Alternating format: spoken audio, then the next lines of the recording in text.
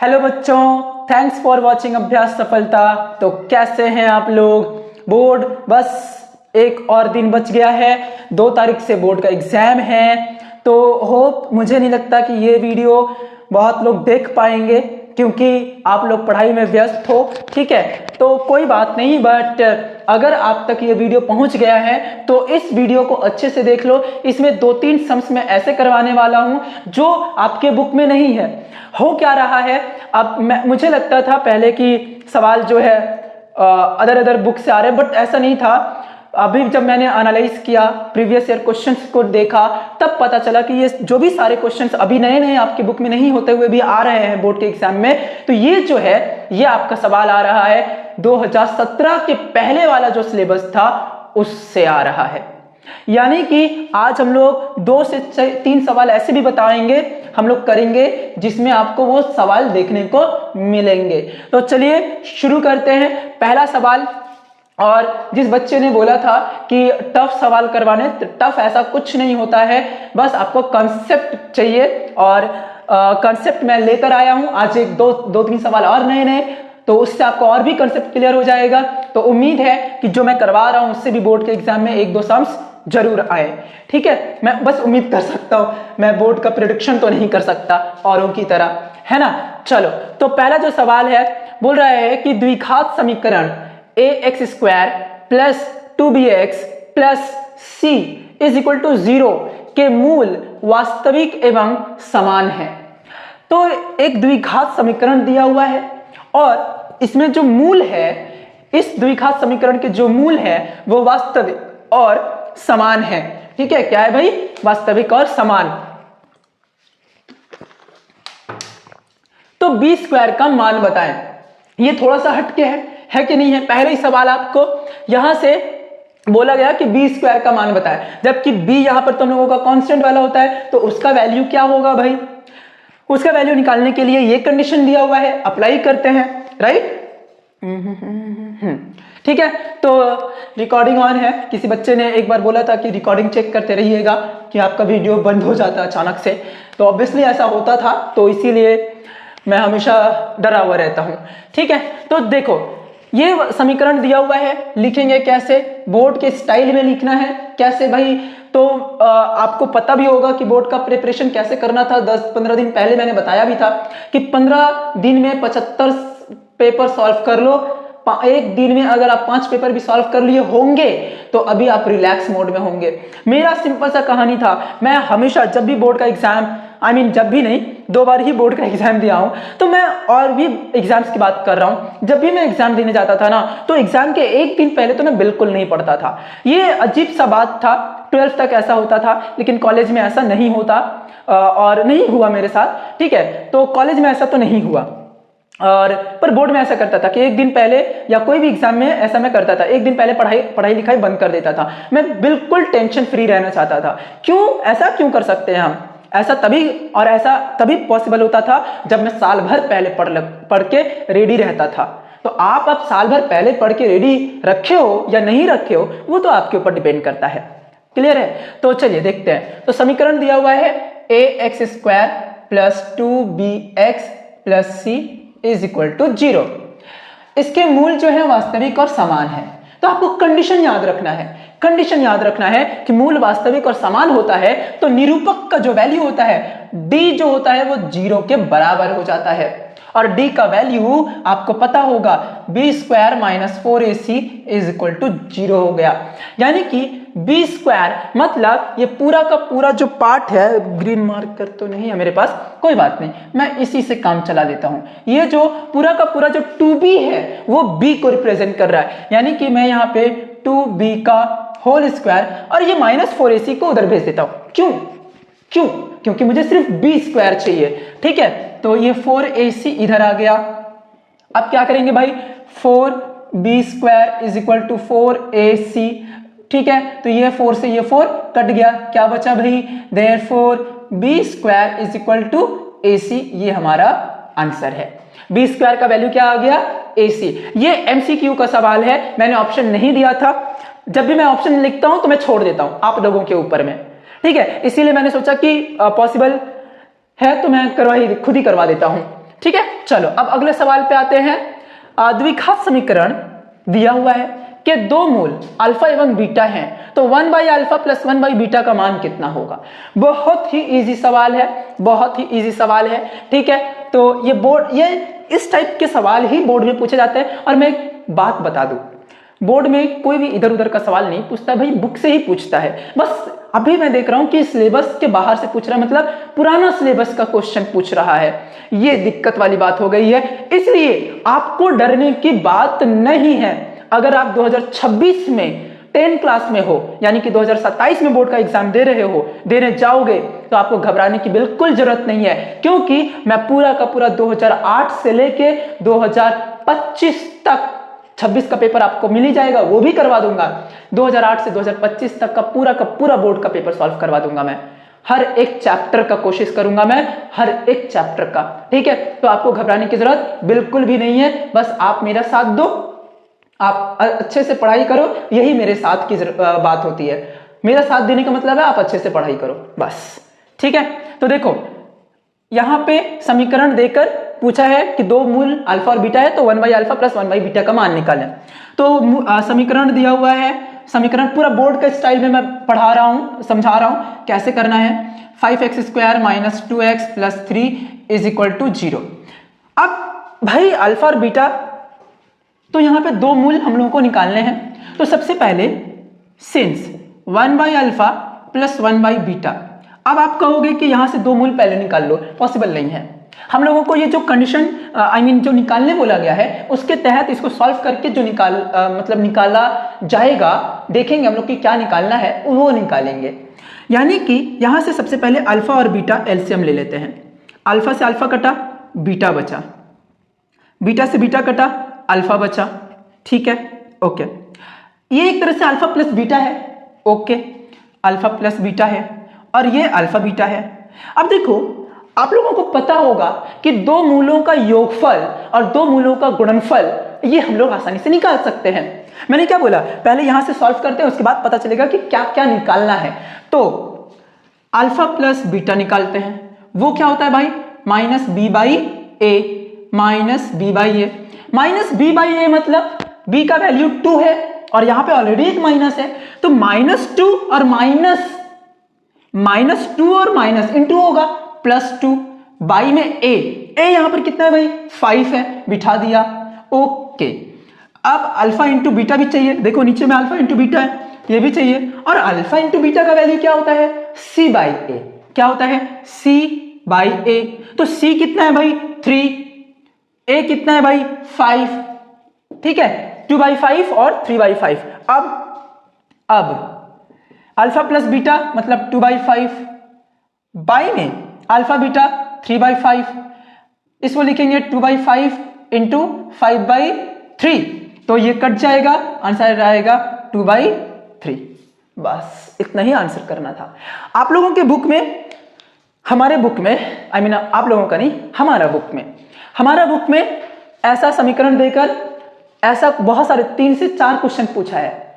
तो कभी कभी मेरे दिमाग में आता था, जब मैं 10 क्लास में था, तो मेरे दिमाग में आता था कि किस टाइप का सवाल रहेगा, किस टाइप से सवाल दिया रहेगा, क्या इतना सारा क्वेश्चन एक ही बार पूछ लेगा, कितना मार्क्स का दे देगा, 10 मार्क्स, 15 मार्क्स, 10-15 मार्क्स अगर इसी से दे देगा तो बाकी चैप्टर से कहां से आएगा।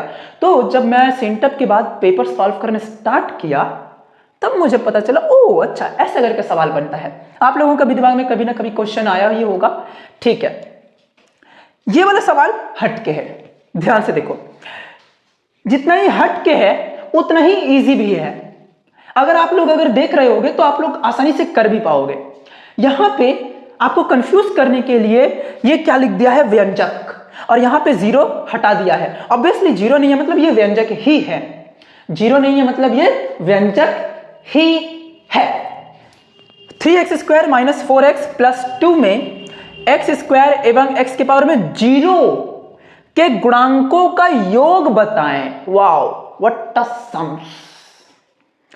एक द्विघात व्यंजक दिया हुआ है, इस द्विघात व्यंजक में x स्क्वायर का गुणांक पूछा है। पहले देखो, गुणांकों का योग मतलब तब पहले तो गुणांक निकालेंगे तब तो, और गुणांक का मतलब क्या होता है, जो वास्तविक संख्या जिस चर के साथ गुणा में रहता है, जो वास्तविक संख्या चर के साथ गुणा में है, 3x² के साथ गुणा में है, x² यहां पे चर है, 3 यहां वास्तविक संख्या है, तो x² के साथ 3 गुणा में है, यानी कि जो वास्तविक संख्या चर के साथ गुणा में है वही तो गुणांक कहलाता है। वाओ, है ना। यानी कि सिंस x² का गुणांक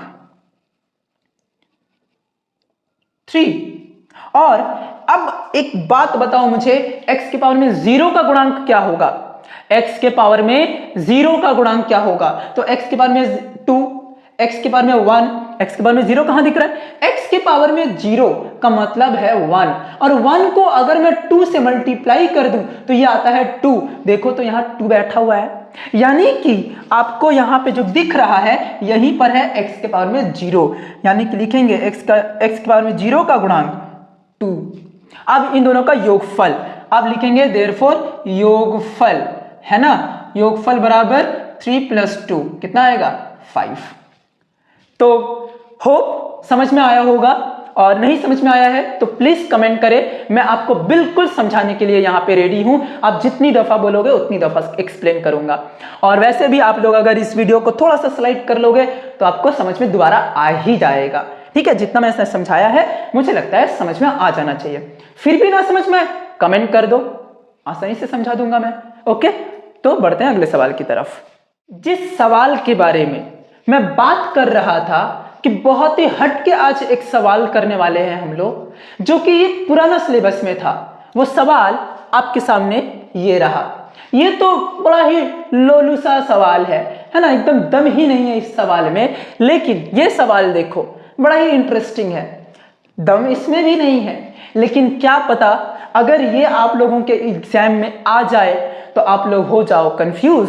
वाह, नहीं होना है, एक दम नहीं होना है, ठीक है ना। तो चलिए शुरू करते हैं। सबसे पहले इसको कर लेते हैं। करना क्या है भाई? एलसीएम ले लेना है। x - 3 x + 5 = 1/6। इससे ये कटा, ये बचा x + 5 माइनस इससे ये कटा, ये बचा -x + 3। अब आपका सवाल हो सकता है कि यहाँ पे माइनस कैसे हुआ या यहाँ पे प्लस कैसे हुआ, जबकि ये तो प्लस में है। तो देखो ये माइनस यहाँ पे बिठाया और ये ब्रैकेट के अंदर रहता है, एक्चुअली में ब्रैकेट के अंदर रहता है। तो ये ब्रैकेट के अंदर रहता, जब ब्रैकेट टूटता है तो ये माइनस मल्टीप्लाई हो जाएगा, तो प्लस माइनस में और माइनस प्लस में आ जाएगा, दैट्स वाई। तो ये -x + x कट गया, ऊपर में बचा 8, बाई में x² + 5x - 3x - 15 = 1/6। तो क्रॉस मल्टीप्लाई कर देते हैं, तो x² + 5x को हम लोग डायरेक्टली लिख देते हैं 2x, है ना। देखो ध्यान से देखना, इसको मैंने 1 से मल्टीप्लाई कर दिया, है ना। क्रॉस मल्टीप्लाई का मतलब क्या होता है? अगर a/b = c/d लिखा हुआ है तो a से d को मल्टीप्लाई करेंगे और c से b को मल्टीप्लाई करेंगे, है ना। बहुत सारे बच्चों को ये वाला कंफ्यूजन रहता है, तो प्लीज ये कंफ्यूजन दूर ही रखें, ठीक है। 15 और ये 48, तो x² + 2x ये इधर आएगा तो कितना हो जाएगा भाई? -48, और -48 -15 -63 = 0। अब इसका मिडिल टर्म फैक्टर लेंगे। मिडिल टर्म फैक्टर लेने के लिए क्या करना पड़ता है? 63 × x² का गुणांक को मल्टीप्लाई करेंगे। यहाँ पे 1 है तो 63 का 63 ही रह जाएगा। फिर 63 का एलसीएम लेंगे तो ये 9 से 7 बार में, यहाँ पे जो नंबर रहेगा, जो साइन रहेगा उसके अकॉर्डिंग इसको जोड़ेंगे या घटाएंगे। तो यहाँ पे है घटाव, यानी कि लोगों को घटा के 2 लाएंगे। x² + 9 - 7x - 63 = 0। अब क्या हो जाएगा भाई? x² + 9x - 7x - 63 = 0। अब x कॉमन ले लेते हैं दोनों से, तो x + 9 - 7 कॉमन ले लेते हैं, x + 9। अब क्वेश्चन होगा यहाँ पे प्लस कैसे आया, यहाँ पे प्लस कैसे आया? तो मैंने -7 कॉमन लिया है, मैंने -7 कॉमन लिया है, और ये माइनस इंटू होके प्लस हो जाएगा। ध्यान से देखो, यहां पे लिखा हुआ है -7x + 9, ठीक है। तो -7 into x -7x, -7 into +9, minus into plus -63। देखो ये वाला नंबर आ गया कि नहीं, दोबारा देखो, यानी कि यहाँ पे प्लस होगा तभी तो यहाँ माइनस आएगा, इंटू होके आया है। यानी कि यहाँ पे हम लोगों ने क्या कर दिया, जब यहाँ पे एक्चुअली यहाँ पे डिवाइड करते हैं तो देखो, जब मैं 7x -63 को 7 से डिवाइड कर रहा हूं ना, किससे, -7 से, तो -7 से इसको तोड़ो, -7x बाई -7 -63 7, तो ये कितना हो जाएगा, -7 कट गया, x बचा, -763 कटा, माइनस कटा, +9 बचा, तो x + 9 आ गया। जैसे समझना है आपको, जैसे समझना है वैसे समझाऊंगा, ना समझ में आए तो कमेंट करना भाई, कमेंट करना। पर्सनली आप चाहो तो पर्सनली मुझसे मैसेज करके बात कर सकते हो कि कहां पे आपको डाउट है। आपके लिए मैं 24 घंटा अवेलेबल हूं। अगर आप 2027 में बोर्ड एग्जाम देने जा रहे हो तो आपके लिए मैं 24 घंटा अवेलेबल हूं। आप जब पूछोगे सवाल, पर्सनली मैं आपके लिए अवेलेबल हूं। पर्सनली मेरा नंबर आप नोट करके लिख सकते हो, 6291543246। इस नंबर पे आप व्हाट्सएप करो, मैसेज करो, मैसेज में आप पर्सनली मुझसे चाहो तो सवाल जवाब कर सकते हो। मेरा मोटिव एक ही है भाई, India should be educated. India को एडुकेट होना चाहिए और होना होगा। इंडिया मस्ट बी एडुकेटेड और इंडिया शुड बी एडुकेटेड, ठीक है। तो मुझे इंडिया के हर एक बच्चे तक पहुंचना है, हर एक बच्चे को एडुकेट करना है। तो आप मेरा सहयोग करें। सहयोग में बस इतना ही रिक्वेस्ट करूंगा आपसे कि आप प्लीज जी जान लगाकर पढ़ाई करें, जी जान लगाकर पढ़ाई करें, इतना ही रिक्वेस्ट करूंगा आपसे। और जब भी आपको सेल्फ डाउट हो, सम्स में डाउट हो, सेल्फ डाउट हो, तो भी आप मुझसे कांटेक्ट करके पूछ सकते हो, मैसेज करके, ठीक है। तो देखो कैसे हम लोग किसी भी तरह जैसे समझना है आप वैसे समझो, बट समझ लो भाई। तो बढ़ते हैं आगे, है ना। अब देखो यहाँ पे क्या हुआ, दोनों के पास x + 9 है, कॉमन ले लो x + 9, तो यहाँ पे बच जाएगा, ये कॉमन यहाँ आ गया, बचा x, ये यहाँ आ गया, बचा -7 = 0। तो अब हम लोग क्या करने वाले हैं भाई, अब जो है हम लोग यहाँ पे आइदर या तो x + 9 = 0 या x - 7 = 0। तो x = -9, x = +7, ठीक है। ये रहा हमारा आंसर। अगला सवाल जो कि ये रहा, जो कि आउट ऑफ सिलेबस से दिया हुआ सवाल है। बोल रहा है कि 50 को 2 भागों में विभाजित करें कि व्युत्क्रमों का योग 1/12 हो, तो संख्या ज्ञात करें। तो संख्या ज्ञात करना होगा, 50 को 2 भागों में विभाजित करना है। यानी कि अगर मैं बोलूं ये जो 50 है इसको 2 भाग में बांटेंगे, यानी कि अगर पहला अगर x होगा, या फर्स्ट पार्ट को हम लोग f बना देते हैं, तो दूसरा पार्ट मस्ट बी 50 - f होना चाहिए। अगर पहला f होगा तो दूसरा 50 - f होना चाहिए। नहीं समझे? देखो मान लो एक एग्जांपल के तौर पे मैंने 18 लिया। कितना लिया भाई? 18। अब 18 को 2 भागों में बांटो। मान लो पहला भाग है 16, तो दूसरा भाग 2 होगा, तभी तो 16 + 2 18 होगा। लेकिन मैं इस 2 को 2 ना लिखकर मैं लिखना चाहूंगा 18 - 16। क्या आप इसे गलत कहोगे? बिल्कुल गलत नहीं हो सकता, क्योंकि 18 - 16 2 ही होगा। समझ आया? चलो एक और जादू देखो। 16 + 18 - 16, इन दोनों को जोड़ना ही है ना अल्टीमेटली भाई। तो -16 + 16 कट गया, क्या बचा? 18 आ गया। तो इसी तरह ये वाला हम लोगों ने जो लिखा है वो क्या है? सही है, ठीक है। तो हम लोग पहला वाला पार्ट को f मान लेते हैं, लिखेंगे यहां पे सॉल्यूशन, माना प्रथम भाग f, ठीक है। तो द्वितीय भाग कितना हो जाएगा भाई? द्वितीय भाग वो हो जाएगा 1 क्यों यार, द्वितीय भाग 50 - f, ठीक है, 50 - f। अब क्या बोल रहे हैं? विभाजित करें कि व्युत्क्रमों का योग 1/12 हो।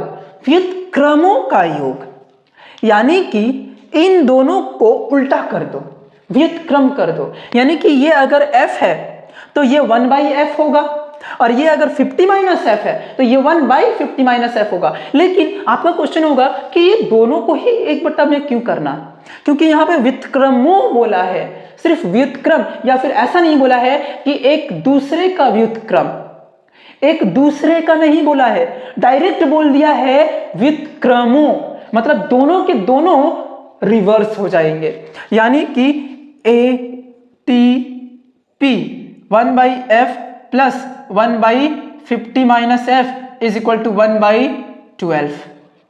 ठीक है, अब इन दोनों का योग कितना बोला था भाई, 1/12। यहाँ पे एलसीएम ले लिया, f 50 - f, f से f कटा, 50 - f बचा, प्लस 50 - f, 50 - f कट गया, f बचा, तो f और f कट गया, यहाँ पे बचा 1/12। ठीक है, अब क्या करेंगे भाई, 50 × 12 f 50 50f minus f square is equal to 600। 600 होगा ना, 50 × 12, 12 × 5 = 60 और 0 600। ठीक है, अब f square plus 50f minus 600 is equal to 0। -1 common ले लेते हैं, f square minus 50f plus 600 is equal to 0। अब -1 उधर हट गया, बचा क्या, f square minus 50f plus 600 is equal to 0। 600 का एलसीएम ले लेते हैं भाई, हाँ मम्मी 20 30, हाँ कट गया, दोनों को जोड़ दो, f स्क्वायर माइनस 20 प्लस 30 है ना, प्लस है तो यहाँ पे plus f plus 600 is equal to 0। तो यहाँ से f square minus 20f minus 30f plus 600 is equal to 0। यहाँ से f common, f minus 20 minus 30 common, f minus 20 is equal to 0। ठीक है, f माइनस 20 कॉमन, तो बच जाएगा f minus 30 is equal to 0। तो या तो f minus 20 is equal to 0 या f minus 30 is equal to 0। तो f इक्वल टू 20 और f इक्वल टू 30, यानी कि प्रथम भाग 20 होगा तो दूसरा भाग कितना होगा, 30, और अगर प्रथम भाग 30 होगा तो दूसरा भाग कितना होगा, 20। आप उल्टा सीधा जैसे भी मर्जी ऐसे लिख सकते हो। ठीक है, चलो तो बढ़ते हैं आगे अगले सवाल की तरफ। तो ये रहा आपका, जो मैंने बोला कि हट के है ये सवाल, तो ये रहा आपके सामने। अब हम लोग देख लेते हैं इस वीडियो का लास्ट 3 सम्स यहाँ पे दिया हुआ है, बट इसमें से मैं सिर्फ एक बताऊंगा, 2 आपको खुद से करने हैं। 6 और 7 मैं समझा देता हूं क्यों नहीं करवा रहा हूं और कैसे करना है आपको। देखो ये सारे सवाल मैंने ऑलरेडी करा रखे हैं, तो दोबारा से इसको करवाना मुझे नहीं लगता सही होगा, टाइम का वेस्टेज। ठीक है, और दूसरा आप लोग कैसे करोगे, तो सबसे पहले 2 विषम क्रमिक संख्याओं का योग गुणनफल 143 है। तो 2 विषम क्रमिक संख्या मतलब, विषम मतलब ऑड नंबर जो 2 से भाग ना जाए, तो पहला अगर 3 होगा तो दूसरा 5 होगा, यानी कि पहला अगर आप x मानते हो तो दूसरा x प्लस 2 होना चाहिए। अब इन दोनों का गुणनफल निकाल दोगे भाई और वो 143 हो जाएगा। यहां तक आपका इक्वेशन बन गया, द्विघात समीकरण तैयार हो गया। अब आपको क्या करना है, श्रीधराचार्य के सूत्र से संख्या ज्ञात करना है, x का वैल्यू निकालना है। तो श्रीधराचार्य का सूत्र क्या है वो तो अब मैं नहीं बता रहा, बता देता हूं यार, आप बच्चे हो, कितना जुल्म करूंगा तुम्हारे ऊपर, है ना। ये होती है श्रीधराचार्य का फॉर्मूला, तो इस फॉर्मूला पे बिठाना है और x का मान निकालना है, बस बात खत्म। ये वाली एलसीएम लेना है, क्रॉस मल्टीप्लाई करना है, सवाल सॉल्व। क्रॉस मल्टीप्लाई करने के बाद द्विघात समीकरण बनेगा, द्विघात समीकरण करने के बाद आप चाहो तो श्रीधराचार्य का सूत्र पे लगा के कर सकते हो, या फिर आप चाहो तो मिडिल टर्म फैक्टर से कर सकते हो, बस बात खत्म। दोनों में से कोई भी अप्लाई करो, कहानी हो जाएगा। तो आप बोलोगे कि ये भी मत ही करवाओ, ये भी रहने दो, नहीं, आपको भले ही गुस्सा आ रहा हो, कि जब करवाना ही नहीं है तो मत ही करवाओ, पूरा ही मत करवाओ। आपका गुस्सा आ रहा होगा, जायज़ है, मैं समझ सकता हूँ, बट भाई अगर आप खुद से ट्राई नहीं करोगे, मैं ये नहीं कह रहा कि आपको करना ही करना है। हाँ, अगर आपसे नहीं होता है तो मुझे इन्फॉर्म करें, मैं आपको डेफिनेटली समझा दूंगा और अच्छे से समझा दूंगा, ठीक है। मैंने जितना समझाया है इतना आपके लिए इनफ है। अगर आपने सवाल ऑलरेडी कर रखा है, चैप्टर ऑलरेडी पढ़ रखा है, तो ये आपके लिए कोई टफ नहीं है, सवाल हो जाएगा, ठीक है। तो ये वाला सवाल इसलिए करवा रहा हूं क्योंकि आपके बुक में यहां पे प्लस माइनस में उल्टा किया हुआ है। ये सवाल पुराना सिलेबस में था, यहां पे प्लस माइनस को उल्टा किया गया है, तो यहां पे सिर्फ सारे माइनस माइनस में है और उसमें प्लस भी था। आपके जो बुक में दिया हुआ है अभी का सिलेबस में, वहां पे प्लस भी था कहीं पर यहां पे पूरा ही माइनस में है, तो ये इसलिए मैं करवा दे रहा हूं। एक्स वाला पोर्शन को एक तरफ लाएंगे, ये भी मैं चाहूं तो छोड़ ही सकता हूं, लेकिन फिर कोई फायदा नहीं है, मैं करवा ही देता हूं। -1/a -1/b, एलसीएम ले लेंगे तो आएगा LCM x minus a minus b, इससे ये कटा ये बचा माइनस, अब इससे ये कटा ये बचा। अब ध्यान से देखना, ये सारे माइनस में है, एक माइनस ऑलरेडी यहाँ पे बैठा हुआ है, तो ये सारे प्लस में हो जाएंगे, सिर्फ सिवाय x को छोड़ के। क्यों? x प्लस में है तो ये माइनस में हो जाएगा और जो माइनस में है वो प्लस में हो जाएगा, ठीक है। यहां पे एलसीएम लेंगे ए बी, ए से ए कटा b बचा माइनस b से b कटा a बचा, प्लस -x प्लस x कट गया, a प्लस b बचा by x square minus a x minus b x is equal to, minus common ले लो, a plus b by a b. देखो यहां भी ए प्लस बी और यहां भी a प्लस बी कट गए, क्या बचे भाई? यहां पे इस माइनस को इसके साथ इंक्लूड कर देंगे, इसमें मत जोड़ो, x square minus a x minus b x is equal to minus a b. आप बोलोगे ऐसा क्यों नहीं, ये -1 है, यहां से मल्टीप्लाई होके यहां पे कर दो ना, कर दो भैया कर दो, कोई फर्क नहीं पड़ता, कोई फर्क नहीं पड़ता, इनटू में है कोई फर्क नहीं पड़ेगा। X square minus a x minus b x plus a b is equal to 0, x common b common तो ये हो जाएगा x common x minus a minus b common x minus a is equal to 0, x minus a common x minus b is equal to 0। तो either x minus a is equal to 0 और x minus b is equal to 0, therefore x is equal to a and b। देखो आपके जो book में सवाल दिया हुआ है हमारे रिसेंट वाली सिलेबस में, वहां पे शायद ये माइनस में आ रहा था, बट यहाँ पे दोनों ही पॉजिटिव में आ रहे हैं, बस इतना ही का अंतर था और कुछ अंतर नहीं था। तो आप लोगों को बोर्ड एग्जाम के लिए वेल विशेस, अच्छे से करें, अच्छे से पढ़ें, ठीक है। और बोर्ड के एग्जाम में एकदम शार्प पेंसिल, मैथ के एग्जाम की बात कर रहा हूं, 2 पेंसिल लेके जाना, एक छोटा, एक एटलीस्ट इतना छोटा है ना, ये मार्कर के इतना बड़ा, एटलीस्ट तो इतना मार जो कि कॉम्पस में लगाना होगा आपको, और एक एक्स्ट्रा रखना लाइन वाइन खींचने के लिए, ठीक है। और पेन अच्छा सा यूज किया हुआ पेन, एटलीस्ट 2-3 दिन यूज किया हुआ पेन, ताकि वहां पे नया पेन मत लेके जाना, क्योंकि वहां पे नया पेन चलेगा खराब होगा, इस वजह से वो लेके मत जाना। बड़ा 30 सेंटीमीटर वाला स्केल ले लेना, प्लास्टिक का, लोहे का मत लेना, प्लास्टिक का लेना, ठीक है। और बी केयरफुल कि जितना आए, सबसे पहले जो आए आपको वो सवाल अटेंड करना, जो ना आए वो बाद में करना, जो आए उसका सेक्शन विभाग वो नोट कर लेना, ठीक है। और सवाल का नंबर नोट करके सॉल्व कर देना, ये नहीं कि ये इतना नंबर सवाल आ रहा है बस नंबर लिखा कर दिया, पूरा कट जाएगा। विभाग मेंशन कर देना, सवाल का नंबर मेंशन कर देना, सवाल का नंबर अगर रोमन में है तो रोमन में, इंग्लिश में है तो इंग्लिश में ये मेंशन करना। बिल्कुल भी उठपटांग मत करना भाई, बिल्कुल भी मत करना ऐसा काम, ठीक है। और भी मतलब जो चीट वीट करने से बचना, ठीक है। बाकी का लास्ट टाइम जो बचता है 15-20 मिनट, उसमें थोड़ा इधर उधर देख सकते हो। मैं नहीं कह रहा कि चीट करो, बट आपको अगर कुछ आ रहा है बट नहीं हो पा रहा है, आपको पता है उसका जवाब, फिर भी आप नहीं कर पा रहे हो, तो थोड़ा सा हेल्प ले सकते हो, लेकिन लास्ट में, शुरू में ही रोना धोना शुरू मत कर देना, ठीक है। तो मिलते हैं अगले वीडियो में। अगर आप इस वक्त 2026 में बोर्ड देने चाह रहे हो तो well wishes to all of you. And अगर आप 2027 में देने चाह रहे हो तो अभी तो टाइम बचा हुआ है, अभी तो पार्टी बाकी है भाई, पार्टी तो अभी शुरू होगा। चलो अभी चलते हैं, तो मिलते हैं अगले वीडियो में न्यू बैचेस के लिए और पुराने बैचेस के लिए ऑल द बेस्ट।